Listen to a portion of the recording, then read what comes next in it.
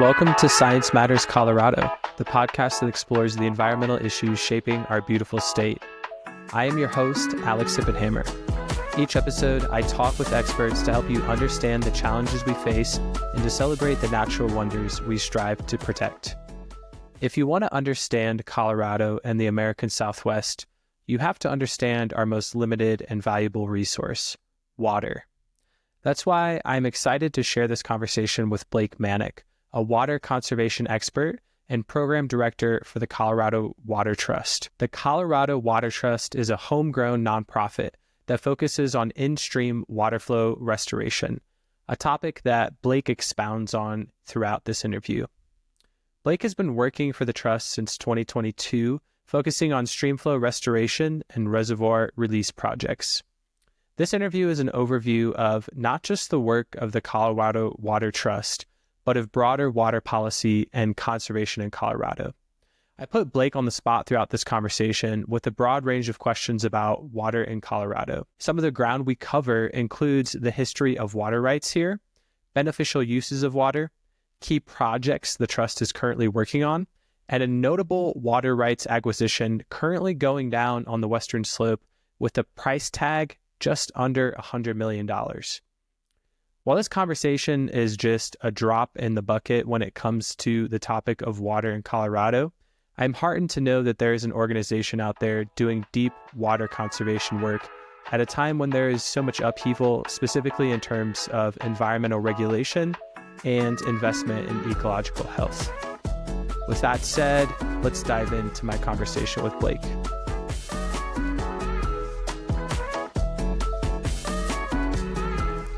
And what year did you graduate from CSU? I graduated in 2016. Yeah, 2016. Did you immediately after that go to work for the Southern Ute Indian tribe? Yep, I was gearing up to, prepping to go to graduate school at CSU or somewhere was kind of my plan, and was taking a year in between undergrad and figuring out exactly what I wanted to do for graduate school, and ended up seeing the job at the tribe, applied, and then the rest was kind of history. How'd you like working for their water rights portfolio? That's what you were managing? Yep, I worked in their water resources division and managed their water rights. I loved it. I like to tell people that the only job that I would have left that job for is my current job because I enjoyed it so much. Thank you for taking the time to chat with me today. I'm really interested in the topic of water conservation in the Colorado River Basin, upper and lower.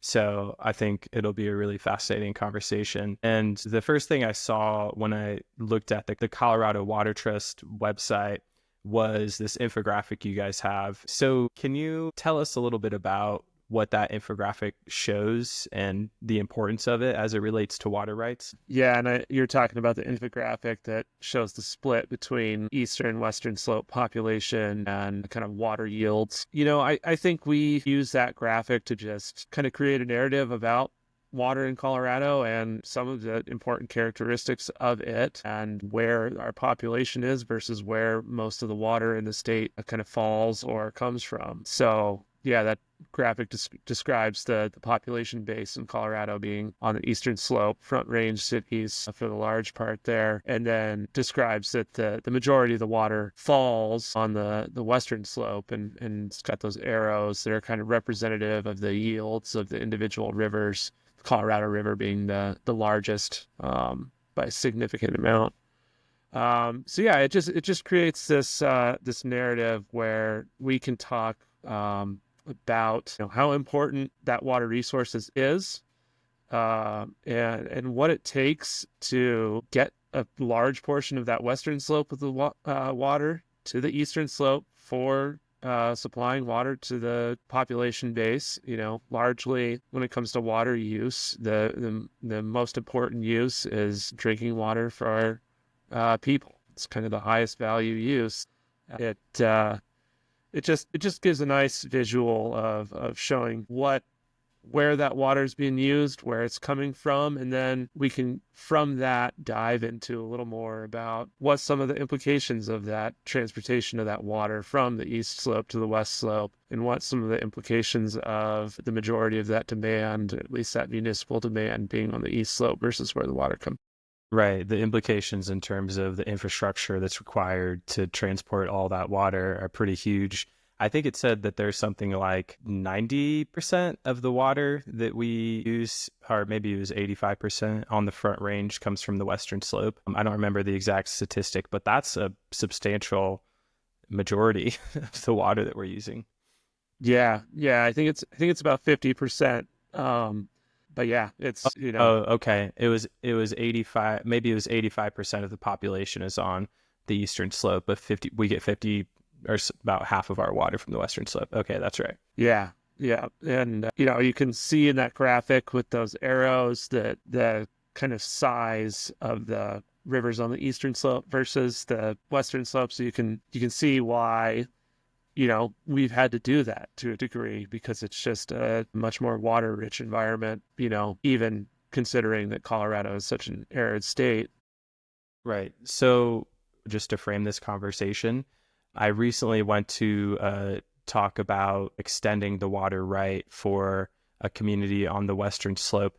How are water rights determined, and what is the role of an organization like yours in terms of, conserving water rights for different communities? Yeah. So how water rights in Colorado is structured, it's just kind of an in-depth conversation, but I'll do my best here to summarize it. I appreciate it. Water in Colorado and in the Western United States largely is kind of governed under this, what we call the doctrine of prior appropriation. And what the doctrine of prior appropriation is this organization of water rights based on the time they were established and the beneficial use they were established for. So a common phrase that you'll hear is first in time, first in right. And that basically means that the first, on a section of stream or a stream as a whole, the first person to utilize that water and utilize it for what we would call a beneficial use is entitled to that use going forward, as long as they continue using that water for that purpose. And it's different from, basically everything east of the Mississippi, which relies on more of a riparian water rights system, which is, land adjacent to a stream is entitled to the use of that water resource. Whereas here in Colorado, that might not be the case. The place of use from where that water is diverted from a stream might not be even close to where that adjacent land is.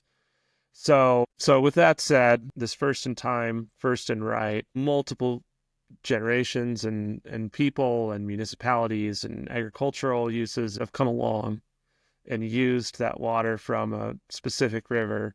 And the order in which they're entitled to that use is based on their time that they began diverting and using that water for a beneficial use. So when it comes to applying sort of administration to that river, that's how water rights are administered. The first person to use it gets their share, and so on and so forth down the line until that supply is fully appropriated. And what we have in Colorado is largely a system of rivers that are fully or over appropriated or allocated. And what defines a beneficial use of water? Like, are there uses of water that are not beneficial? I mean, it seems like whatever you're using water for is a beneficial purpose. Yeah, definitely. There's some main categories. One, which is the largest use in Colorado, is agricultural use. And then you have municipal and industrial use. And then you have some newer categories, which is, I imagine I'll get to in a little later in describing the water trust, and those are in-stream and recreational uses, and those are recognized in state statute as beneficial uses. You said that there's a overutilization of water resources right now in Colorado, and obviously, we're in the midst of a drought that's been going on for over 20 years. Some people have been calling it a aridification of Colorado. Can you give us an overview of these challenges, maybe with some context in terms of the upper and lower basins? Sure. Yeah, I'll do my best. I largely work only in Colorado anymore. So I've taken a little bit of a backseat to some of the lower basin, upper basin administration challenges, but do my best here. So when I was describing the over allocation or over appropriation of many of our rivers, it's, obviously on a given year, there is going to be a different yield from the previous year and what is actually available for use. So on a wet year, what we would call junior users may have been entitled to or may have been able to divert water from a river, apply it to a beneficial use, and then establish essentially their water right or their place in line to use water. But what we're seeing over the last 20 years, especially, and in this aridification period that we're going through, is that a lot of those wet years aren't necessarily yielding what they used to, and they're coming a lot fewer and further between. So a lot of those junior users may not really have a very good water right. And so that's a challenge in Colorado specifically for especially growing population centers that are out of kind of the main metros. So, a lot of the development along the I-25 corridor and places like that, have much kind of newer municipalities, and they have very junior water rights, if any. And so in thinking about supplying water for that populace and their utility customers, that is definitely a significant challenge on the Front Range, because they essentially have this kind of last place in line for these yields of water that are maybe not really happening anymore. So that on the municipal side of things is a significant challenge, and they have to get that water somewhere, right? Like kind of often I mentioned before that highest kind of value use of water is municipal water. It's drinking water. It's water for people to do their dishes. So that is a huge challenge for a growing populace, and acquiring that water.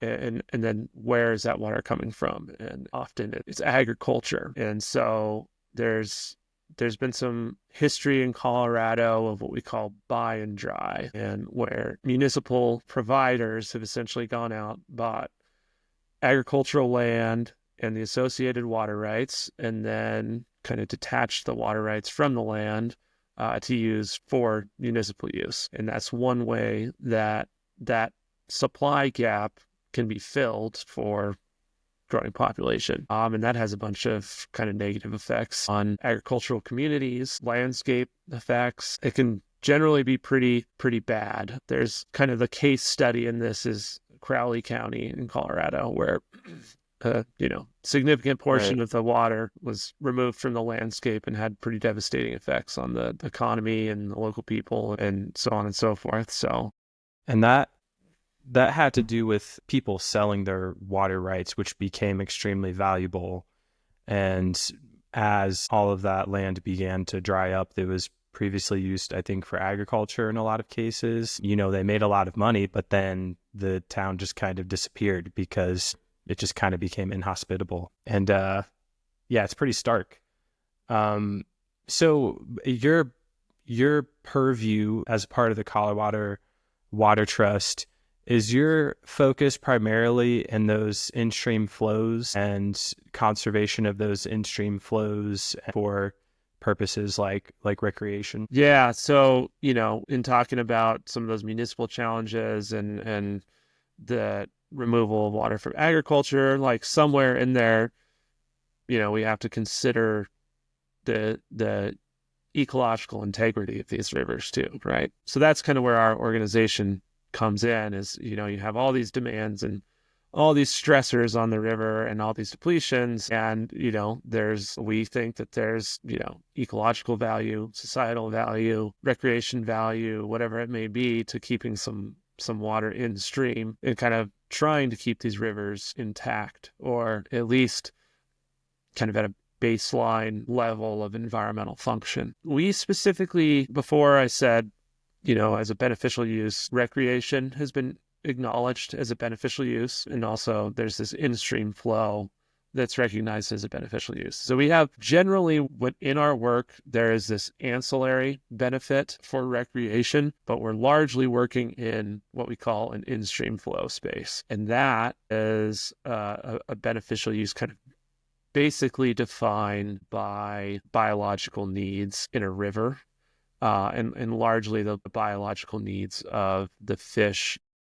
And that is the beneficial use that the Colorado Water Trust uses to keep water in rivers or to return water into rivers. So in our work, what we'll do is instead of, say, changing a water right in water court from ag to municipal use for city, we'll use water rights and change them to have that beneficial in-stream flow use. And our kind of justification for that is that biological need in the river. And that's how we go about acquiring and changing a water right and then leaving it in the river and then having that water protected under that beneficial use by the state. Right. So that biological imperative is what you guys are operating off of. But in terms of your, communication and your kind of strategy of how you're working with these local communities, are you telling them like, hey, look, this is great for fishing. This is great for if you like whitewater rafting. It's about those recreational benefits as well. And, I think for me, I'm very persuaded by that biological imperative, but I'm curious, it seems like you're probably operating on multiple fronts there. Definitely. And then I'd also add in our agricultural partners are another huge component of our work and our focus. And so I guess I'd take a step back for a second and kind of describe, well, I guess I'll say our mission is very simply to restore water to Colorado's rivers. And the way we do that is a pretty people-centric approach. So, as you've described, there's a host of different components and kind of messaging to push that message and to justify our work and so on and so forth. But one thing that's kind of unique about us is that we don't necessarily identify like a stream that needs additional water on the front end. So when we're talking about messaging and how we go about working within a community and doing flow restoration, the community has to come to us first. And so all of our work with water is kind of done on a voluntary basis. And that's really intentional because water rights can be contentious and are incredibly important to the communities that they're associated with, whether it's, municipal use or an ag use or so on and so forth, as we've discussed some of the implications of like removing water from agricultural landscapes. So we don't necessarily go out and like target a stretch of river or a specific water rights holder or anything like that. We wait until there's interest from whoever it may be, a community group, a producer, who has sort of this idea that, oh, maybe we want to do something here to benefit this river. And then they kind of come talk to us and we work through all those steps and consider all those implications of recreation, of what the biological needs in the river are to sustain ecological function and so forth after that has come in, if that makes sense. So our messaging, our projects are really tailored to the folks bringing them in and then the communities. This is jumping around a bit in terms of time, but is that how the founding of your organization, the Colorado Water Trust, was founded in 2001? Was that based on, demand from certain communities? The organization was kind of grown out of need of as a result of the early 2000s droughts. We had some pretty extreme drought in Colorado in 2001, 2002. Earlier, we were talking about, we have all these demands on a river, and then kind of the last in line is what is maintaining ecological function, and that's what role we play. And so in those drought years in particular, basically a bunch of water attorneys and water engineers got together and were like, hey, we have this state statute that allows for beneficial use of water in stream to maintain that ecological function. We're in this pretty dire time. How do we build out this beneficial use of in-stream flow use? And largely that was by amplifying the work that the Colorado Water Conservation Board does in their in-stream flow. So the state government has this section. It has this group of folks who are working on this as their main job. But it's a small group. It's a big state. And so these attorneys and engineers got together and were like, okay, how do we amplify that? And out of that, the Colorado Water Trust was kind of born out of that need and need to expand the work of that state agency. We can get into some specific projects a little bit further into the conversation, but how does the Colorado Water Trust go about restoring a stream's flow? What are some of the actual methods of restoring a stream that you guys utilize? Yeah. So like I said, someone needs to come to us with some water. That's kind of the first thing. So when someone does that, and has a water right, we'll take a look at the stream, kind of do an analysis of the hydrology. We'll do an analysis of the water right and what that water right yields. There's some concepts that we don't need to get into, but like historic consumptive use and so forth that we take into consideration and are important for the water court process. And then we work with that agency I just described, or section of the Colorado Water Conservation Board, their in-stream flow section, to use that water in-stream. And the reason we work with the in-stream flow section in the Colorado Water Conservation Board is because in state statute, the only entity that's actually allowed to use water for that in-stream flow purpose that I've talked a lot about is the Colorado Water Conservation Board. So someone comes to us with a water right, we figure out all the details about the water right that we need to, and then come up with a plan to say, hey, this can, return this much water to the stream if it's left in the stream. And then there's kind of a number of legal mechanisms by which we can utilize that water in terms of permanent acquisition of the water right. There are temporary loans and leases. So there's kind of a host of different tools that we can use there. And that, again, goes into structuring it in a way that meets the needs of the water rights holder. But then it goes through a board process with the Colorado Water Conservation Board where it's approved. And then it goes through a water court process often where a water right is changed to include that beneficial use of in-stream flow. And at that point, then a water right can be used in stream, left in stream, and hopefully achieve that purpose of maintaining or improving kind of ecological condition. Okay.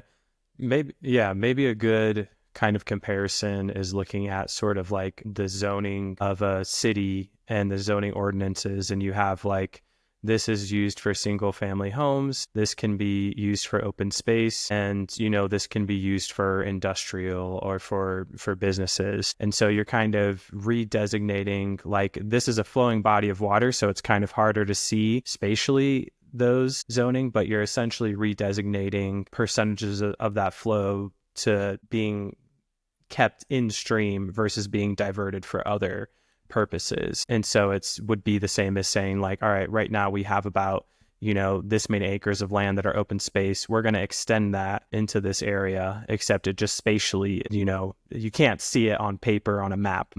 Is that sort of a correct framing?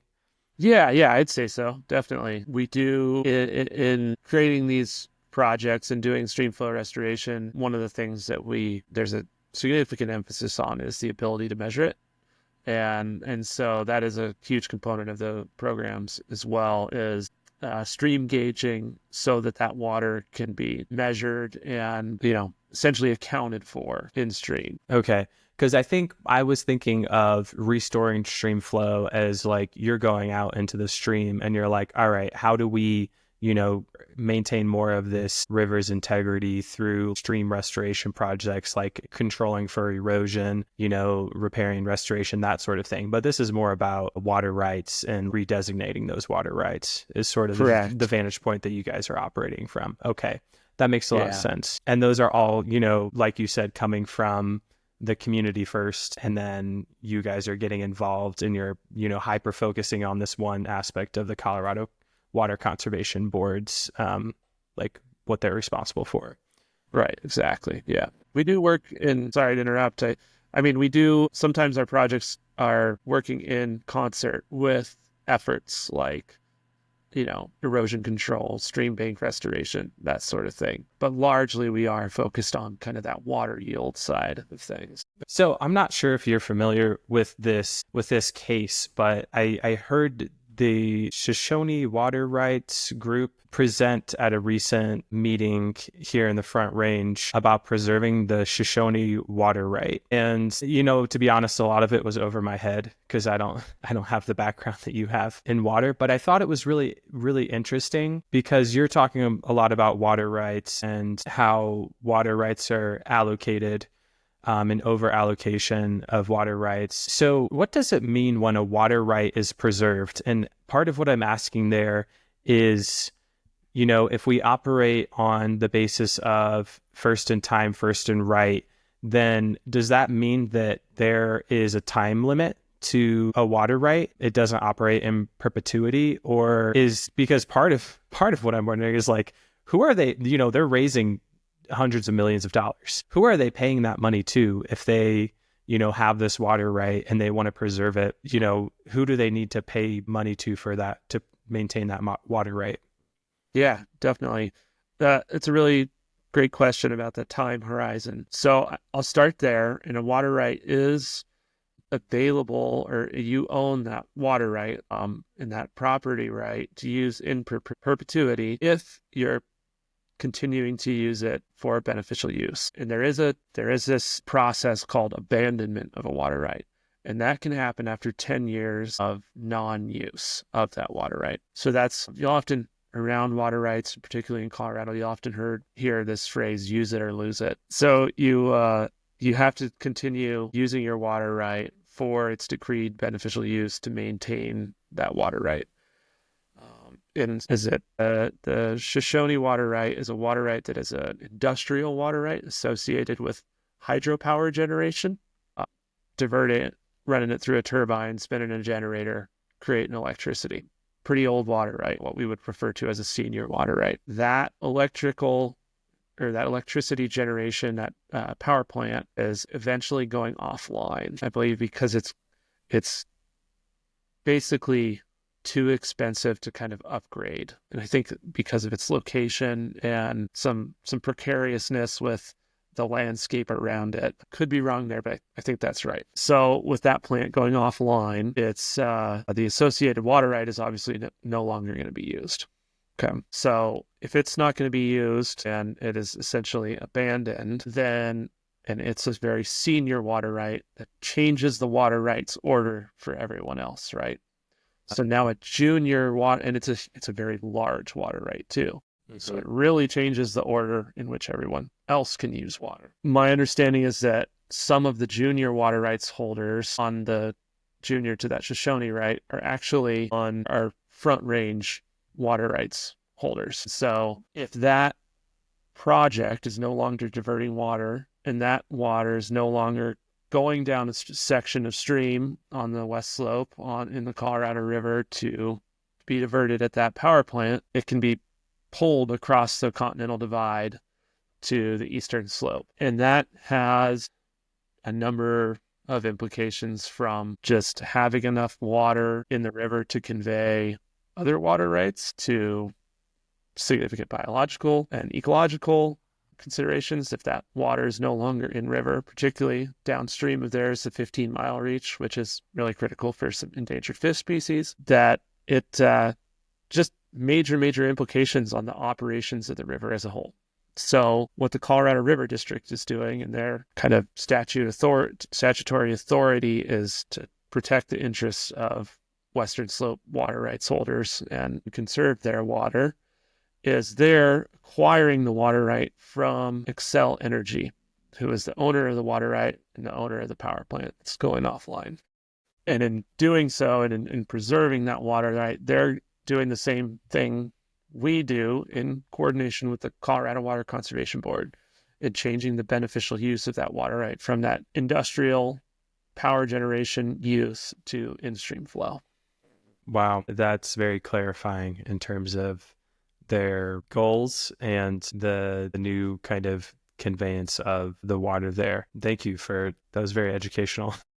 Yeah, I no appreciate problem. that. It's really interesting. And so this term conveyance seems like a term that's used pretty frequently in the water industry. What is a conveyance? Can you maybe talk about some of your projects that have had the goal of having multiple conveyances for that water? Yeah, so conveyance we're largely just talking about moving water around, and something that we're gotten pretty good at in the state and in the West in general. But it's also hard and expensive and demands a lot of infrastructure investment. So one thing I might have been doing is using the words conveyance and administered in together, and in some ways they are very similar, but also different. So conveyance, again, describing just taking water and moving it somewhere else for that beneficial use. And an administration of that water is kind of the accounting and management of that water that happens. And that's done by the state engineer's office and local water commissioners that go out on the ground and make sure that basically this prior appropriation system is being operated in a way such that it follows the doctrine and the water rights holders from that order from senior to junior users. So that's what water commissioners do, is go out and make sure that that's happening and the measurement is occurring where it needs to and all that good stuff. So in talking about kind of like multiple conveyances, I guess you could consider some of our projects with agricultural producers where we have split season agreements. And what that allows us to do in those projects is work with a partner who's working to both produce a agricultural crop and also leave some water in stream when the stream needs it the most.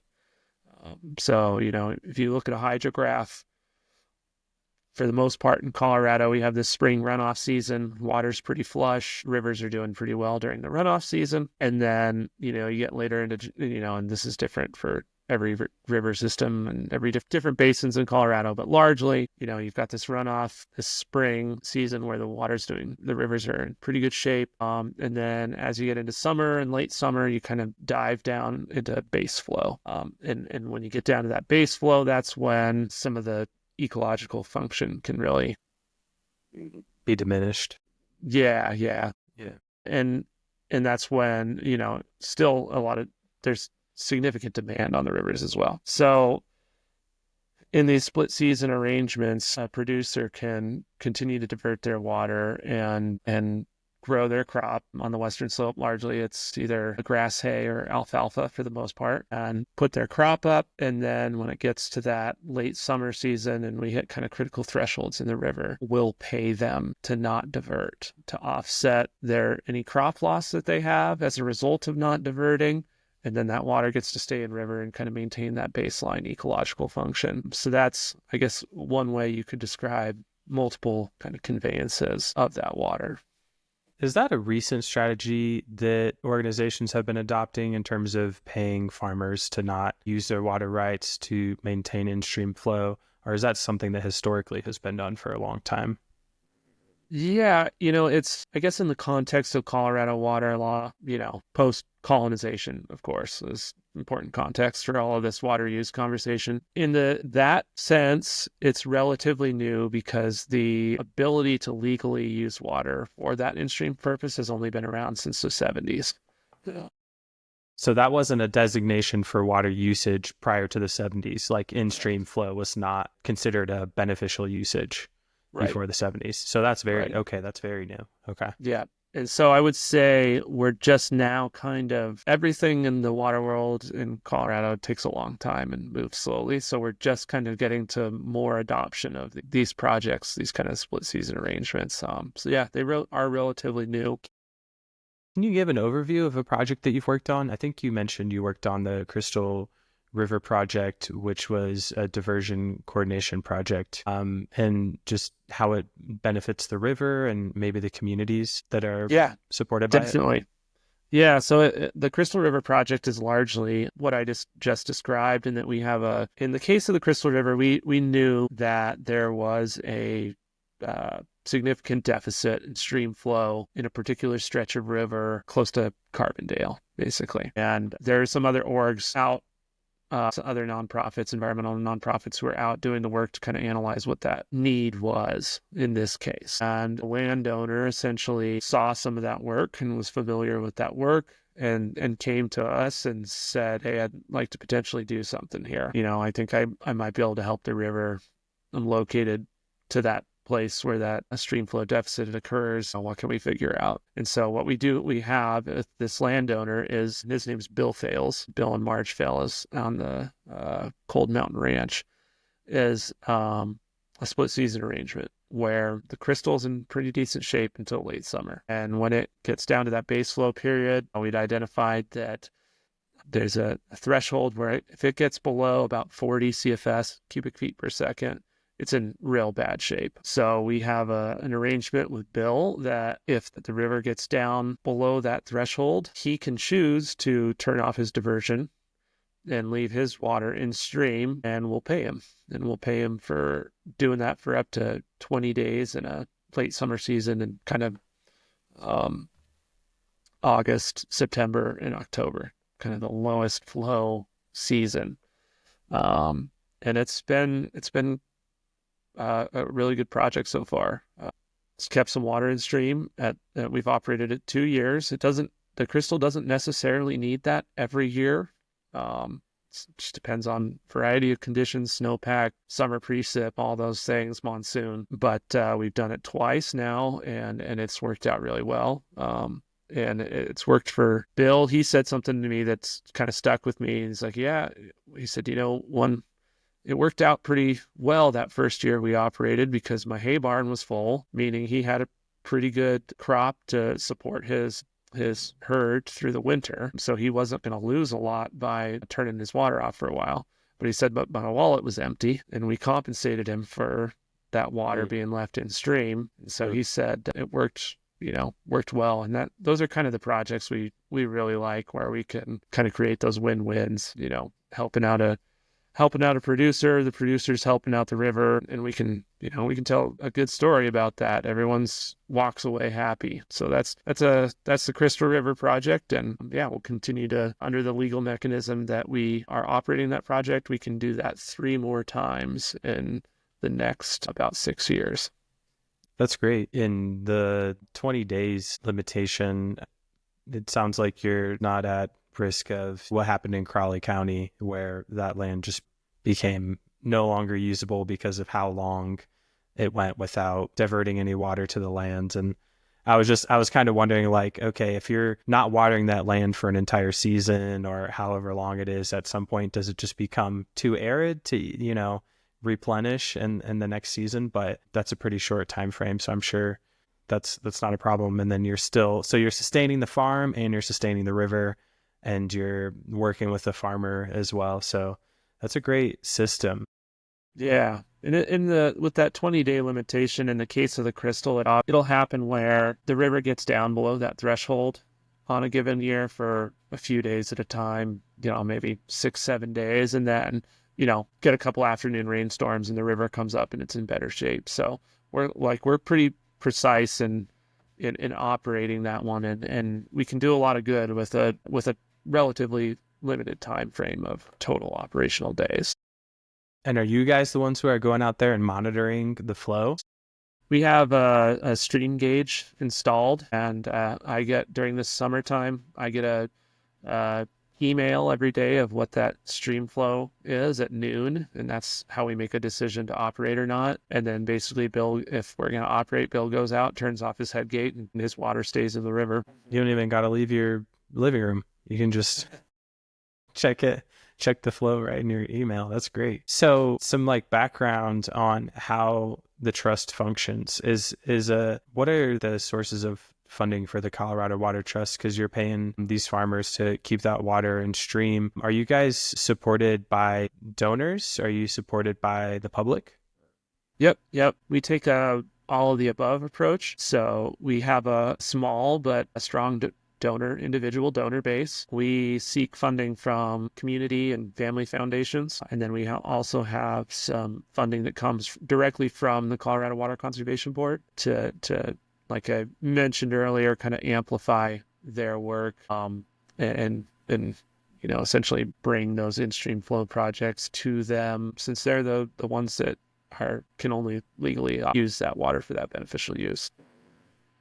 Can you tell me about another project that you worked on recently that, was successful or exciting to you? I know I saw something about you having, multi-purpose projects. I'm not sure am I confusing multi-purpose with multi-conveyances? Do those have different meanings? You might be. Okay. And multi-purpose there's a lot of jargon. There's a lot of lingo, but it's not necessarily wrong, I would say, but a multi-purpose or multi-benefit or multiple use is probably the best way to describe one of those. Okay. Yeah. Okay. Yeah. I think a good example of that is a project that we do on the Yampa River, and that project runs out of Stagecoach Reservoir.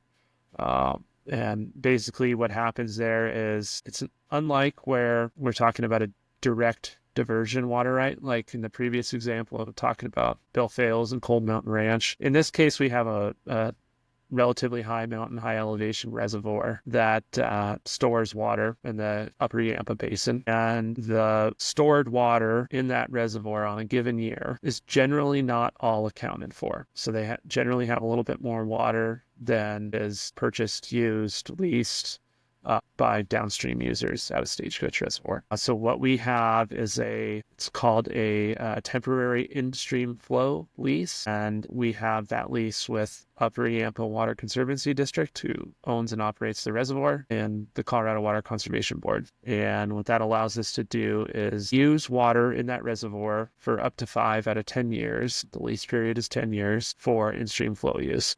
That water, there's what's called a designated in-stream flow reach downstream of the river. And that's a reach of river that the Colorado Water Conservation Board and Colorado Parks and Wildlife have gone in and done the kind of analysis to understand what that baseline ecological need is for that stretch of river. And then actually what's called appropriated a junior in-stream flow water right. And with an in-stream flow lease, we can lease water to that stretch of river. So that's what we do. We in the summer, as we hit that kind of base flow period that I've described on the Yampa, we release water from Stagecoach Reservoir for the beneficial use of in-stream flow.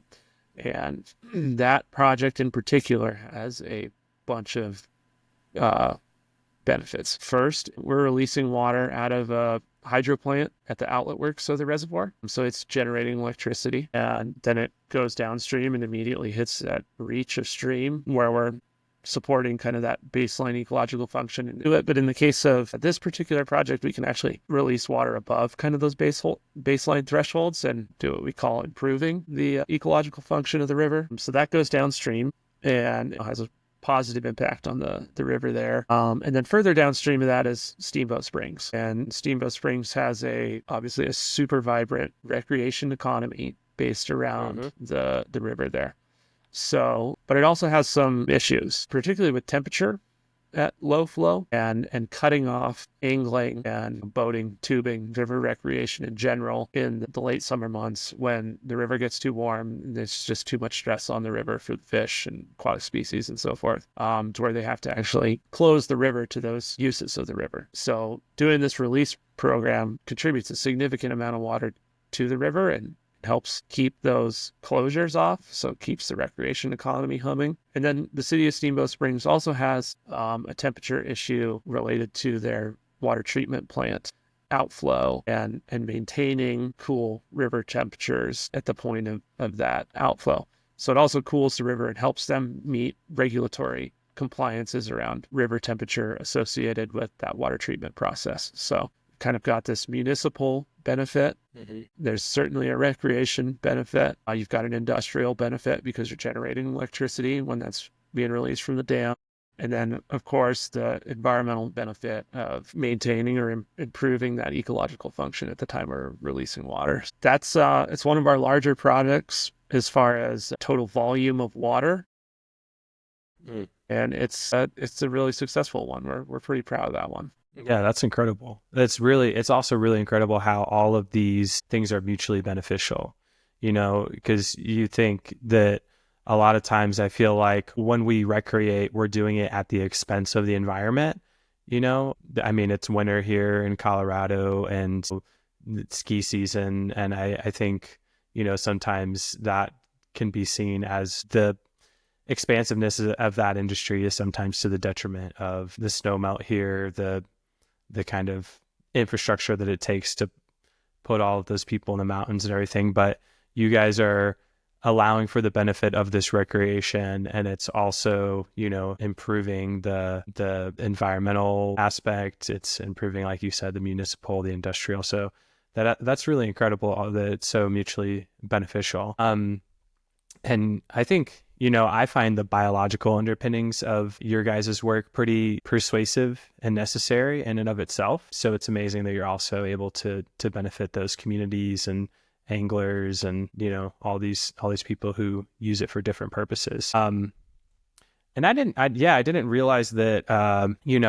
there's a requirement for the municipal water supply to be a certain temperature, that you have to keep the water cool for their regulations as well.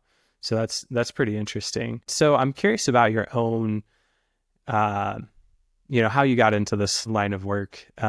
What, was there a personal connection that you had to water in particular, that made you want to get into water conservation and maybe specifically in stream restoration? Yeah. My mom works in water conservation.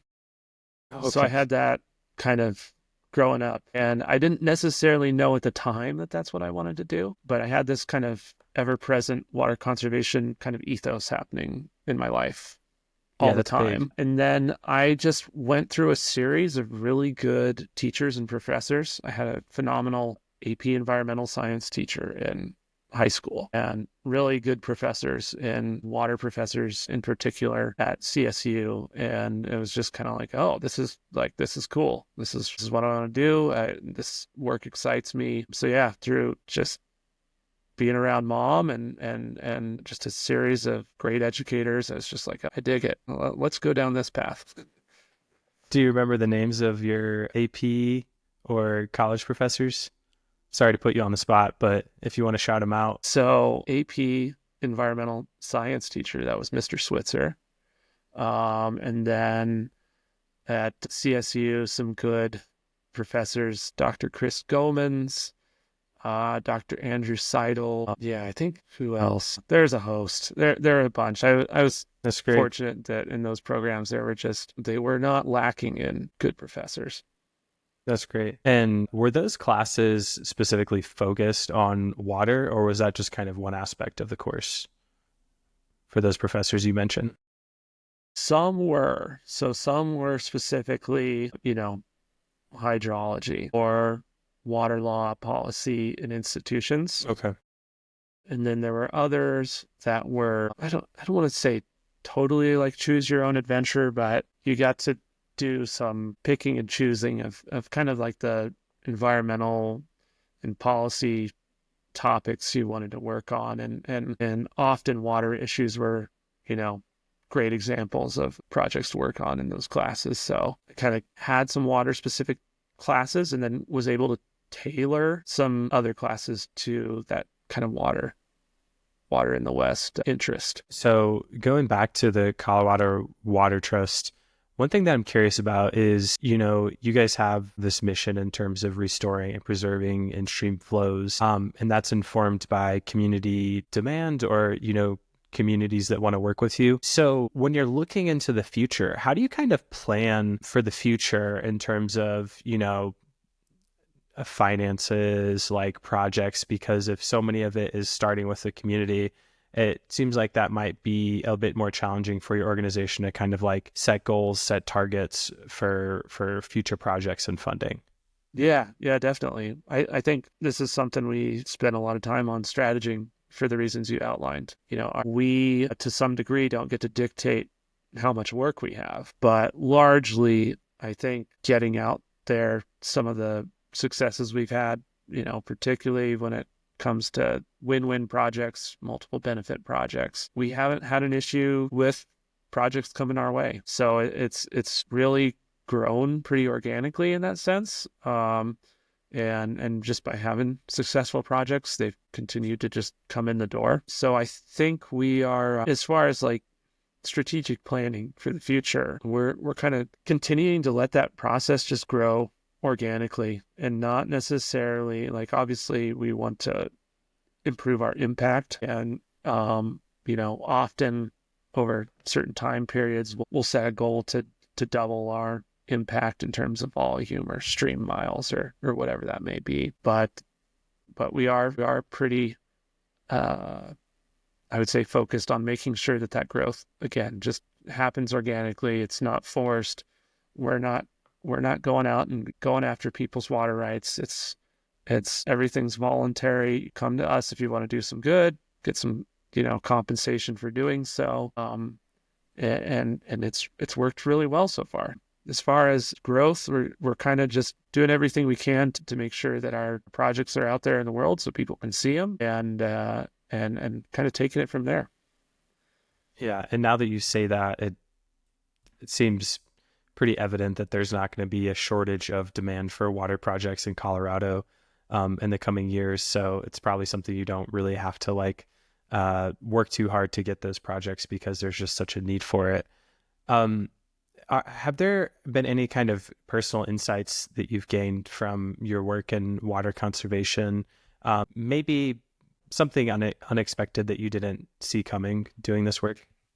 Yeah, because I'd highlight a couple. One, I have seen, so I've been in kind of the water world in Colorado for about 8 years now. And it has changed a lot in just the 8 years that I've been involved in it. I think it went from, and this was already occurring before I really started working in water, but it went from pretty old, crusty white space to a definitely a more diverse and collaborative environment in just 8 years. And it's been pretty crazy to see, honestly. It's changed a lot. And I think there's always going to be contention around water rights and water work. But I think particularly in the last, about a decade, partially driven by drought, aridification, and so forth, there's a recognition that collaboration is needed. So even though there's these competing interests for this limited supply, this limited resource, it is much less, still very, but much less adversarial. And as a result of that, and seeing that change and that kind of collaborative spirit amongst competing interests, it's led me to kind of consider that in just other aspects of my own life, like particularly political climates today and so forth, and kind of taking hardline stances on stuff. And in my work, I see real work being accomplished and things getting done slowly over time, collaboratively, not in kind of like a reactionary way. So that's kind of one of my big takeaways. That's heartening to know that we're operating at that level, at least locally, and with an issue that, as you said, historically has been very adversarial. And also, that's kind of going with that same topic of like these projects, these goals can be mutually beneficial for different aspects of our society, for different people. So it doesn't have to be contentious. Like for some reason, everything seems like, it needs to be contentious. There needs to be a winner and a loser, to show that we're doing something. But like, as you said, it doesn't seem like it needs to be that way. Another question that I have is, I think for those of us on the Front Range who are living in cities, it can be, and people who don't work in water conservation as you do aren't intimately familiar with it. It can be harder for us to connect with or understand these issues, particularly in the case of like aridification and water scarcity. What avenues would you recommend to people to either connect with the environment on a more intimate level, or to deepen their understanding of this issue, particularly in Colorado? Yeah, that's a tough question because it's easy for me to talk about to some degree. I'm subject matter expert, right? The water space. And it's intensely convoluted to me, and I, work very hard to have a small understanding of kind of water in the West because it's just incredibly complicated. So as far as the general public goes, I don't think we can expect like this comprehensive understanding. Like that's too much of an expectation, right? But what is important to understand, I think, and this is going back to one of your first questions about the graphic on the website, I think that's a big part of it. Understanding that, particularly on the Front Range, that a significant portion, up to maybe half of that water, is coming from the Western Slope, and that has consequences from environmental, agricultural, cultural in general, and even things like compact compliance with the upper and lower basin, right? So it's not just a pipeline that comes through the mountains and now we have water. There's consequences of that. And I think this is something that is not necessarily a water focus, but the intersection is super important, especially as it relates to agricultural use of water and so forth. Is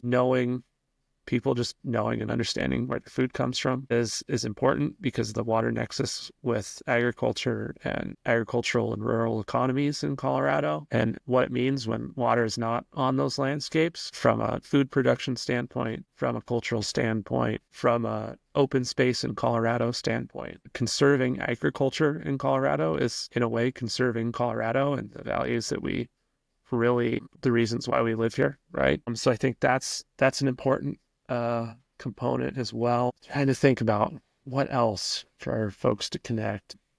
Well, I think those are two really good framings. Number one, you're an expert in this area, and it's taken that for you to get just a baseline understanding of this topic so that it's very complex, and also understanding our larger ecological footprint. Like, the water you consume is not just the water you use to do the dishes. It is how much agricultural land is required to grow the food that you eat.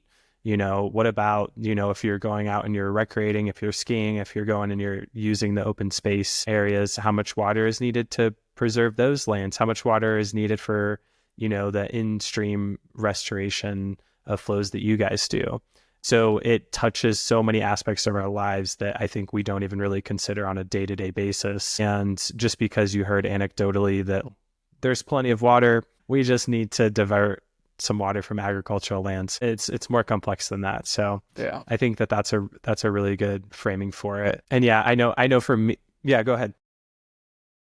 I guess I could add one thing in terms of your point on kind of complexity and how integrated things are. And I'll just use this is an ag example again, but like we'll talk about like in general about like water waste and agriculture and water efficiency and so forth. And I think this is representative of just water use in the West as a whole. But using ag as an example, there's some new research out on flood irrigation, considered one of the most wasteful forms of irrigation, and all of like the ancillary benefits that come from it, from like incidental wetland creation, bird habitat, like just like largely adding to the carrying capacity of a landscape for species as a result of applying this water, and what the detrimental effects of removing that style of just that irrigation would be, even going from flood irrigation to a sprinkler. And it's the same for almost everything else in water. When you change one thing over here, there's these significant effects, positive or negative, and just to consider the complexity of that when engaging in the water conversation, I think it is probably the biggest thing. Right. And are you referring to like sort of rice paddies, that style of agriculture?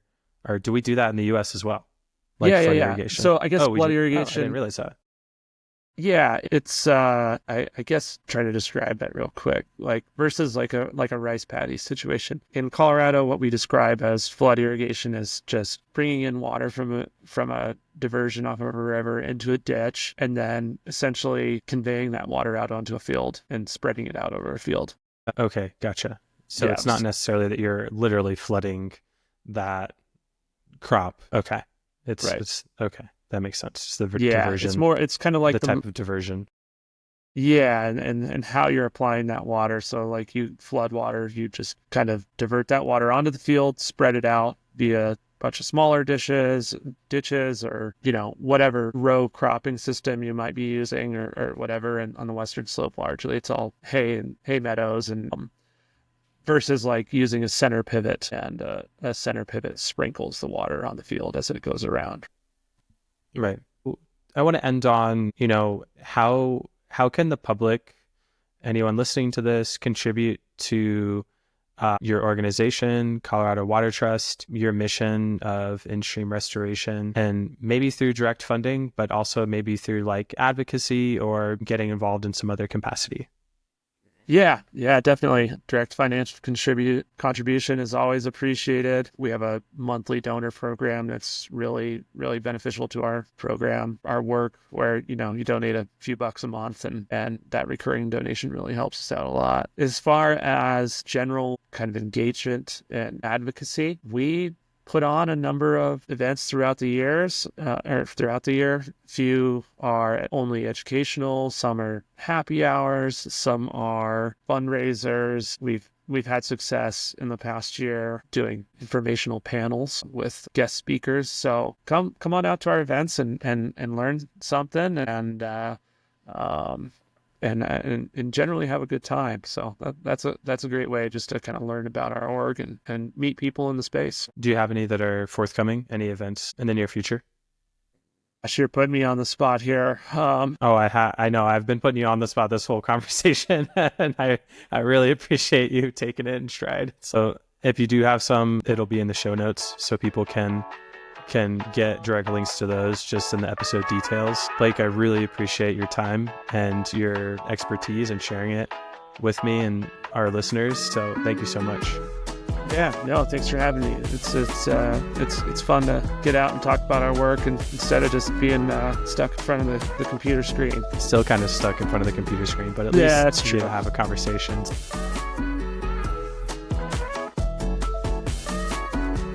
If you enjoyed today's episode, please like the show and follow wherever you get your podcasts. For additional features like video, you can find transcribed versions of this and future episodes at my personal Substack, Echoing Earth. The music for this podcast is Siesta by Ixon, part of the Tell Your Story Project, a library of free music for content creators. Visit ikson.com to explore the full catalog.